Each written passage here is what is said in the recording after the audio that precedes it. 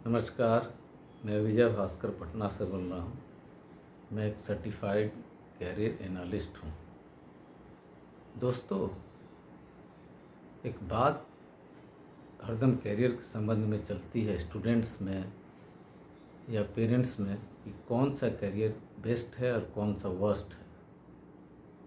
तो इसका उत्तर है, आंसर है कोई नहीं, none.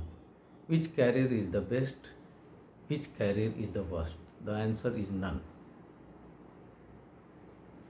A career which suits to your abilities, your interest, your personality, your values is the best for you.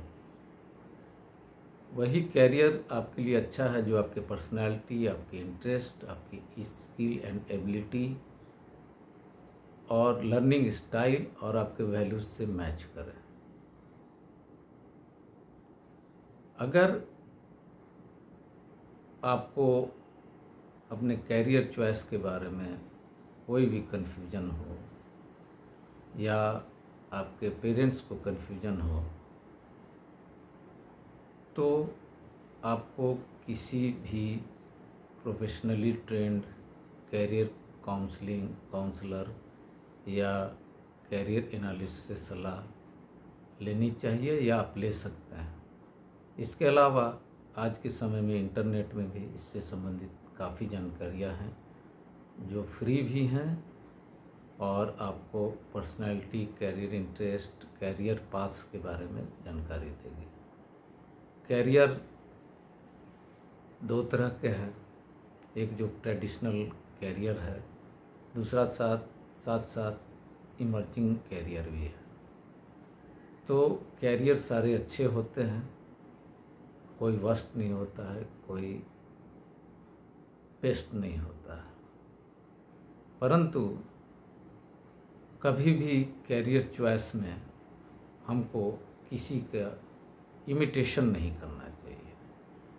अगर कोई आदमी इंजीनियरिंग किया है हमारे फैमिली में तो हम उनसे इंस्पायर हो सकते हैं, लेकिन इसका ये मतलब नहीं है कि हम ही इंजीनियर बने। अगर किसी को आर्ट्स के क्षेत्र में, स्पोर्ट्स के क्षेत्र में अगर आगे बढ़ना है या कैरियर चॉइस करना है और उसको अगर ज़बरदस्ती इंजीनियर, डॉक्टर या सीए या कुछ भी ऐसा जो परिवार के पेरेंटल प्रेशर से या पीयर प्रेशर से या दूसरों के होड़ में अगर कैरियर चॉइस किया जाता है तो वो सही नहीं होता है। कैरियर जो होता है वो मनुष्य का जो एक्टिव वर्किंग लाइफ होता है उससे जुड़ा होता है।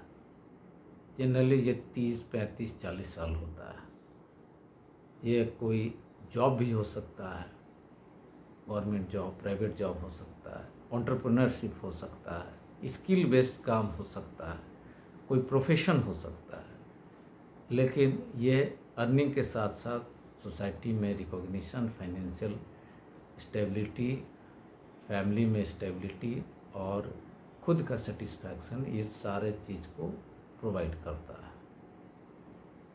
तो कैरियर चॉइस के संबंधित में जो भी बातें हैं वो बड़ा ही सूक्ष्म दृष्टिकोण का होता है। ये कोई भी कैरियर चॉइस भावना में बहकर नहीं करना चाहिए। ये एक इन्फॉर्म्ड डिसीजन होना चाहिए। इन्फॉर्म्ड डिसीजन आप किसी प्रोफेशनल से ले सकते हैं या आप इंटरनेट के थ्रू ले सकते हैं, लेकिन ये डिसीजन जो होता है इन्फॉर्म्ड होना चाहिए, विचार करके होना चाहिए, सोच विचार करके होना चाहिए, क्योंकि कैरियर का जो चॉइस होता है वो बड़ा डेलिकेट होता है। जो कैरियर का चॉइस जो होता है, जो बच्चे 10th में हैं, 9th में हैं, 11th में हैं, 12th में हैं, यही 4 साल जो होता है कैरियर चॉइस के लिए जो होता है, एक्चुअल जो होता है, क्रंच ईयर होता है।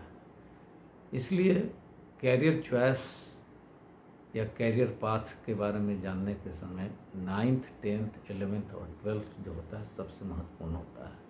जैसे कि अगर किसी को इंजीनियरिंग या डॉक्टरी या फिर कोई भी फार्मासिस्ट या साइंस से संबंधित या प्योर साइंस से संबंधित पढ़ाई आगे कैरियर नहीं चॉइस करनी है और वो 11th और 12th केवल पेरेंटल प्रेशर में साइंस स्ट्रीम से PSMA है या फिजिक्स केमिस्ट्री बायोलॉजी है, उसको वो सिलेक्शन करता है और उसको कैरियर में उसमें उसको साइंस स्ट्रीम या स्टेम जिसको बोलते हैं, साइंस टेक्नोलॉजी इंजीनियरिंग मेडिसिन, इनको नहीं चुनना है या प्योर साइंस में रिसर्च नहीं करनी है, तो उसको साइंस लेने से कोई फ़ायदा नहीं है। क्योंकि 10th क्लास तक हम लोग को जो पढ़ाई होती है भारत में, जो एजुकेशन सिस्टम है, उसमें 10th तक एक ब्रॉड बेस दे दिया जाता है,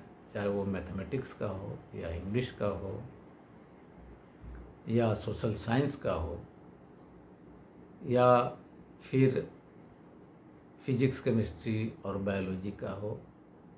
वो एक बेस दे दिया जाता है ताकि कभी भी आदमी एक लॉन्चिंग पैड की तरह आगे जो है अपने कैरियर में आगे एडवांसमेंट के लिए उसको एक बेसिक नॉलेज रहना चाहिए। बेसिक नॉलेज 10th तक इसलिए भी दिया जाता है ताकि न केवल प्रोफेशन के लिए, कैरियर के लिए, बल्कि एक नागरिक के लिए भी हमको इन सब का सामान्य ज्ञान और जानकारी होनी जरूरी है। जैसे विज्ञान के जो डे टू डे लाइफ है इनसे संबंधित जानकारी, मैथमेटिक्स तो बहुत इम्पोर्टेंट होता है, लैंग्वेज इम्पोर्टेंट होता है, सोसाइटी में कैसे रहना है, कॉन्स्टिट्यूशन कैसा है, हमारा हिस्ट्री कैसा है, कल्चर क्या है, ज्योग्राफी के बारे में, मौसम के बारे में, ये सब जानकारी हर एक नागरिक, हर एक एडल्ट को, हर एक व्यक्ति को होना जरूरी है। परंतु 9th 10 के बाद जब हम कैरियर को शेप देने लगते हैं तो कैरियर को ठीक तरीके से चॉइस करना बहुत ज़रूरी है। पर हर आदमी का कैरियर पाथ अलग हो सकता है, वो दूसरे से इन्फ्लुएंस होकर नहीं होना चाहिए। उसमें खुद अपनी जो पर्सनैलिटी है, एबिलिटी है, जो इंटरेस्ट है, उसके अनुसार और जो सिनेरियो है और बाकी जो भी स्थिति है, पारिवारिक स्थिति है, सारी चीज़ को, दृष्टिकोण को देखते हुए कैरियर का चॉइस करना चाहिए। मैं एक चीज़ और कहता हूँ कि भारत में कैरियर को बढ़ने के लिए केवल पैसा ही जरूरी नहीं है। हमारे जो सरकारी संस्थान हैं उसमें नॉमिनल फीस में भी एडमिशन होता है। इसके अलावा बहुत तरह से ऑनलाइन कोर्सेज भी हैं जो गवर्नमेंट या प्राइवेट से इंस्टीट्यूशन के तरफ से होते हैं, जो काफ़ी कम प्राइस में आपको प्रोफेशनली इक्विप्ड करते हैं, आपकी स्किल को अपडेट करते हैं। तो पढ़ाई के लिए, एजुकेशन के लिए पैसा ही ज़रूरी हो या कैरियर बढ़ाने के लिए, ये सही बात नहीं है। आजकल सरकार की तरफ से लोन की भी व्यवस्था है। जो भी मेधावी होते हैं या कैरियर में आगे बढ़ते हैं उनको कोई भी रोक नहीं सकता है। आजकल इंटरनेट भी है जिसमें free flow of information, knowledge रहता है, जिससे आप सारी जानकारी ले सकते हैं। अब एक बात और है कि क्या कैरियर के लिए केवल थियोरेटिकल नॉलेज ही ज़रूरी है या स्किल बेस्ड भी कैरियर हो सकता है? क्योंकि मैं मानता हूँ कि हर एक कैरियर जो होता है वो इम्पोर्टेंट होता है। जैसे एक छोटे स्तर की मैं एक सामान्य बात बोलता हूँ, जो हमारे यहाँ इलेक्ट्रीशियन आते हैं, प्लम्बर आते हैं, वो भी बहुत ही महत्वपूर्ण काम करते हैं। उनके बिना हमारा काम नहीं चल सकता है।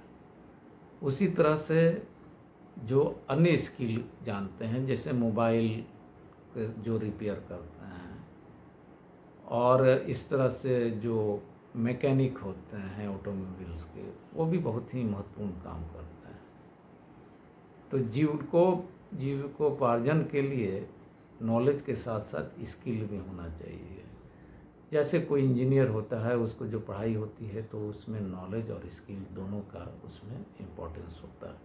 केवल थियोरेटिकल नॉलेज स्किल के बिना या हैंड्स ऑन एक्सपीरियंस के बिना वो बेकार होता है।